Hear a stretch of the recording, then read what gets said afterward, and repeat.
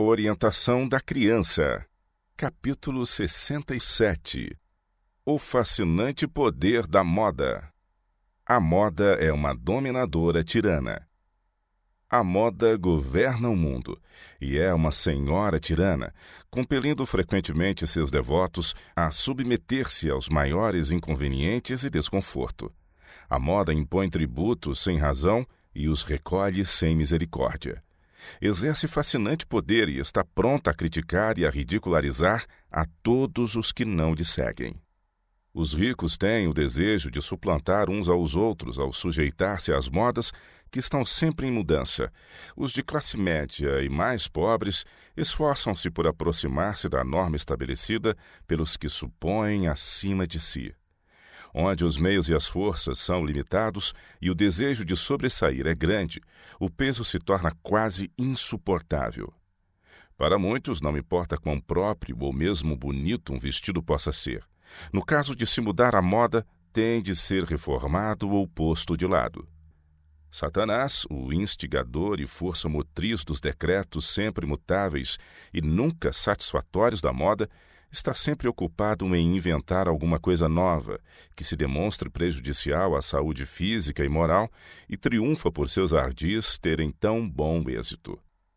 A morte ri de que a loucura destruidora da saúde e o zelo cego dos adoradores no altar da moda os ponham com tanta facilidade sob seu domínio. A felicidade e o favor de Deus são postos sobre o seu altar. A idolatria praticada em matéria de vestuário é enfermidade moral. Não deve ser introduzida na nova vida. Na maioria dos casos, a submissão às reivindicações do Evangelho requer uma mudança decisiva em matéria de vestuário. O preço que alguns pagam. Quão contrários aos princípios dados nas Escrituras são muitos dos modelos de vestidos prescritos por ela. Pensai nos feitios que têm dominado nos últimos 100 anos, ou mesmo nas derradeiras décadas. Quantos deles seriam julgados inadequados para uma senhora distinta, temente a Deus e que se preza?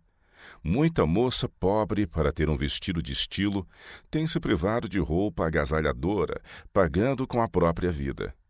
Muitas outras, cobiçando a exibição e a elegância dos ricos, têm sido incitadas a caminhos desonestos e à vergonha. Muitos lares se têm privado de conforto, muitos homens têm sido arrastados à fraude ou à bancarrota para satisfazer as extravagantes exigências da mulher e das filhas. Salvação em perigo pela idolatria do vestuário. Por toda parte se manifesta o orgulho e a vaidade. Mas os que são inclinados a olhar o espelho, a fim de admirar a si mesmos, pouca inclinação terão para olhar a lei de Deus, o grande espelho moral. Essa idolatria do vestuário destrói tudo o que é humilde, manso e amável no caráter. Consome as preciosas horas que deveriam ser usadas na meditação, para exame do coração, para o estudo, com oração da palavra de Deus. Nenhum cristão se pode conformar com as modas desmoralizadoras do mundo sem pôr em perigo a salvação de sua alma. O amor à ostentação corrompe o lar.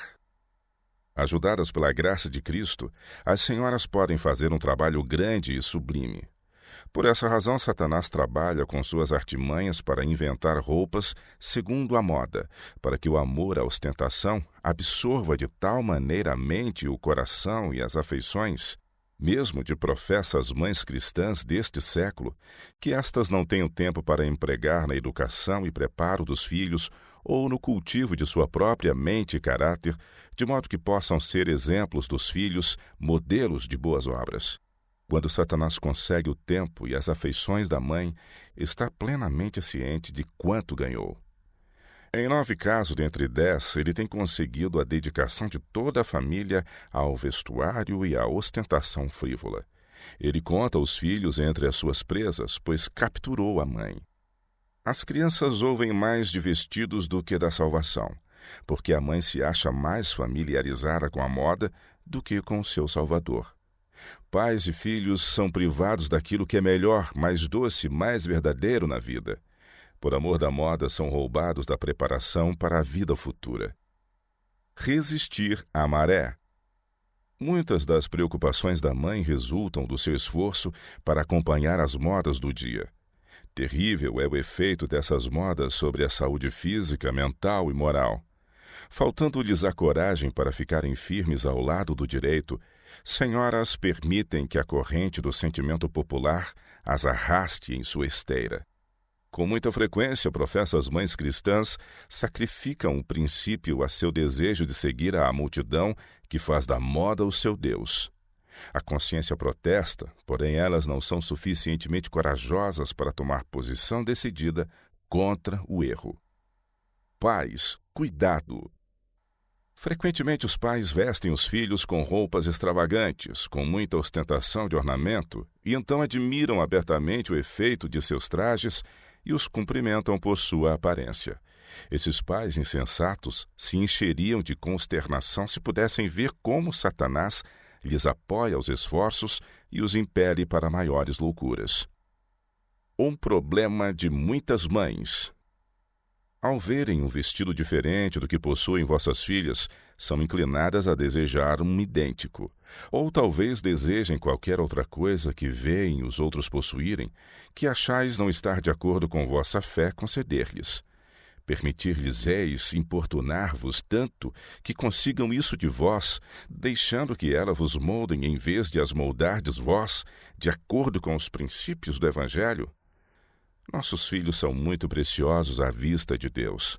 Ensinemos-lhes a palavra de Deus, educando-os nos seus caminhos. É vosso privilégio ensinar os filhos a viver de tal maneira que tenham a aprovação dos céus. Não encorajemos nossos filhos a seguirem as modas do mundo, e se formos fiéis em lhes dar o ensino correto, eles não as seguirão. As modas do mundo frequentemente tomam uma forma ridícula e deveis tomar firme posição contra elas. Resultados do amor à ostentação. O amor do vestuário e do prazer está arruinando a felicidade de milhares, e alguns dos que professam amar e observar os mandamentos de Deus imitam esta classe mais de perto, compatível com ainda conservarem o nome de cristãos. Alguns dos jovens são tão ansiosos de exibição que estão mesmo dispostos a desistir desse nome de cristãos se tão somente puderem seguir sua inclinação pela vaidade no vestuário e o amor dos prazeres. As famílias que gastam demasiado tempo em se vestir para a ostentação podem assemelhar-se à figueira que Cristo viu de longe. Essa figueira ostentava seus ramos floridos, mesmo diante da justiça. Mas quando Jesus veio procurar fruto, examinou-a do ramo mais alto até os galhos mais baixos e nada achou senão folhas. É de frutos que ele tem fome. Frutos deve ele receber. Não satisfazem as filhas de Deus. Há suficiente labor necessário e importante neste mundo cheio de carência e sofrimentos, sem que se gastem preciosos momentos para ornamentação ou ostentações. As filhas do Celeste Rei, os membros da família real, sentirão o peso da responsabilidade quanto a atingirem vida mais elevada, para que sejam postas em mais íntima comunhão com o céu e trabalhem em uníssono com o Redentor do mundo.